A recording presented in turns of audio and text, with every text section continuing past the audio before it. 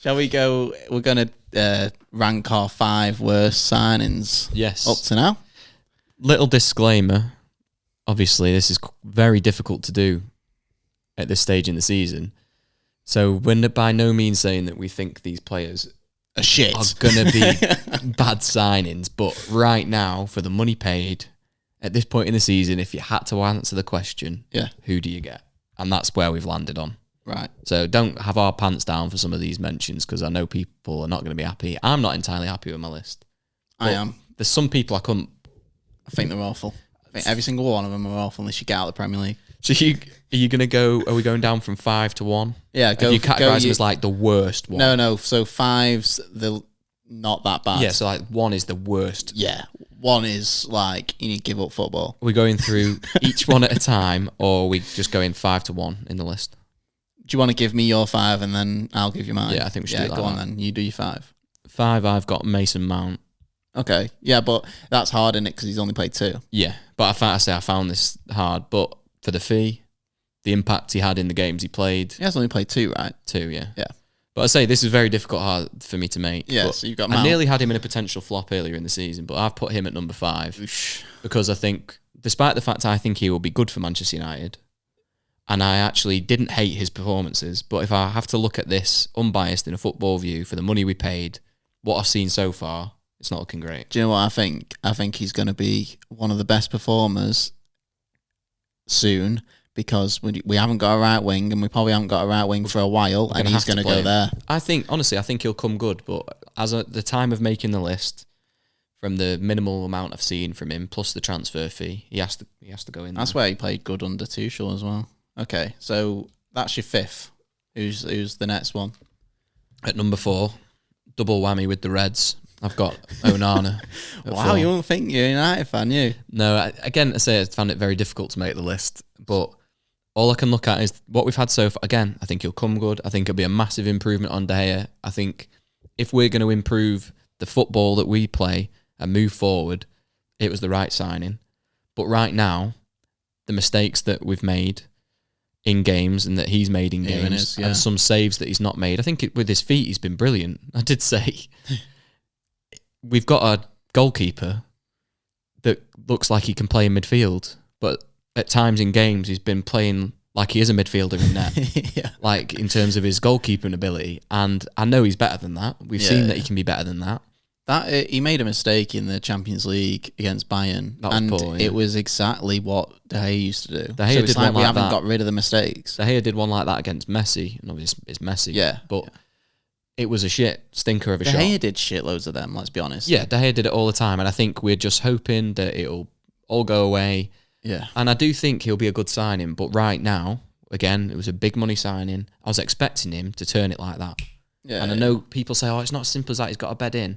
I've stopped buying into that philosophy because there's too many players that come in and just fucking hit the ground running. Doesn't matter what club you're at.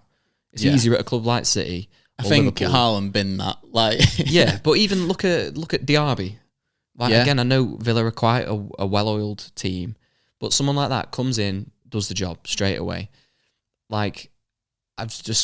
We have to say they have to bed in. That's just United being a mess. Yeah. It's got nothing to do necessarily with the system or the manager. I think from front to back, the whole situation's just a state at the club. Yeah, I do think it does come into account, but yeah, I agree that there's a lot of players now that does come and hit the ground running. So yeah, I've got to have him in there. It's unfortunate, and disclaimer, I think he'll be good. Yeah. Who's number 3? Is it not another United player? No, that is the end of the United players. This one is Sandro Tonali. Okay. Yeah. I feel harsh about this also. And I know, obviously, he got dropped last week, probably with a view to the Milan game, but I think... He needs time to bed in. Big money transfer to a club that are building into a system that they were doing well in last year. And he can't even play he's not even starting every match. I expected this guy to be the face of this new regime for Newcastle Football Club. And he might well be. Bruno and Tonali, I thought was going to be a killer. I think he might well be, but as it stands, with the money involved, the lack of pitch time I've seen, I think he looked good in the opening game against Villa. But I think bar then, not really seen an awful lot from him that blows my socks off. I'm sure he had a blinder today, but who doesn't in an 8-0 victory? Yeah. Yeah, the ball boy probably had a fucking blinder today.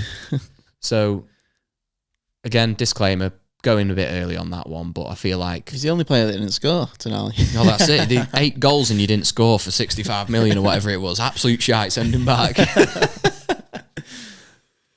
Yeah, that's my number 3. He's number 2. My number 2 is Moises Caicedo. I knew he was going to be up there, but I just didn't know if it was going to be 1 or 2. Yeah, I called him as a flop at the start of the year. Not because I think he's a bad player at all, but 105 million. Haven't fixed that team. Haven't made a difference in that team. No. He's dropped a couple stinkers, actually. A couple of bad games in there. Was he there for the Luton win? Not sure. Can't remember the timeline. There's a potential there that he hasn't got a win yet. Can't remember the timeline, yeah. But I remember the game that he made his debut on, we covered it on here. Was it when he gave the penalty away? It was against West Ham. He gave a lot of stuff away. Against West Ham, he came on, nearly scored, and then gave a penalty away. Yeah. And I just think you've got to take into account when I'm making this list, worst transfers, 105 million. This team still stinks. Yeah. He's dropping stinkers. Got to make the list. The number 1 is unmovable. It's easy for me. This is very easy for me. I hope you got the same. Yeah, it's Kai Havertz. It's not even up for debate. It's easily number 1. Like, he got brought on today at half time and you didn't see him. 75 mil. Was it? Yeah, something like it was that. something like that, yeah. He can't start, for one. He's not starting all the time. And when he comes on, whether he's on the bench, whether he starts, he just stinks. There's absolutely no redeeming qualities to his game. And I don't know what Arteta was thinking. Like, I'll get him. He obviously saw that he could play him as a centre mid to replace Xhaka. Let's be honest, they're both completely different players. And Kai Havertz actually made a name for himself behind the striker. And you've got Odegaard there. So what Arteta was thinking buying him, I do not know. I'll give him more stick as well. You look at Caicedo going into Chelsea, they're full of problems. You look at Onana, Mount coming into United, issues there. Yeah. Kai Havertz is coming into an Arsenal team that led the Premier League nearly all the last season, and he can't do anything useful. Yeah. And that has got to be a critic of his performances, because you watch, City could have signed him. Would he have been good there? God knows. Pep seems to work magic. I think Pep Guardiola could have Chris Smalling as his ball-playing centre-half. Yeah. But I think Kai Havertz coming into a team that's already performing well and you still not standing out and having good performances stinks. Yeah. And for one of the biggest transfer fees of the summer, I don't think we're going to see an awful lot more from him yet. And I'll eat my words if he goes on and has a good vein of form, but I really can't see it. Yeah, I can't see it either. You've got a few that I've got, but I think I have got one that's different, to be honest. Yeah. Yeah. Yeah, you actually, I think you got 4 that I've got. Oh, so I'll start. This one's different. So number 5 for me, I haven't put Mount in because with him only having 2 games, I was like, I'll give him benefit doubt. And when he comes back, I think he'll do good in the right wing. Hopefully. So I've got Jackson. Oh yeah, okay. You had him. Did we have him as one to watches? You never know. You never know. You do go back to episode 1. He's our one to watch. But don't get me wrong. Over the few podcasts we've done, I have been bigging him up because I do like the way he looks and the way he plays. But now he has to be doing more. Like, don't get me wrong. I like the way he looks and like the way he plays, but that only lasts for about 3 games, 4 games. You have to start scoring or assisting or doing something. Or even if you're being wasteful, you've got to convert some of the chances. Yeah.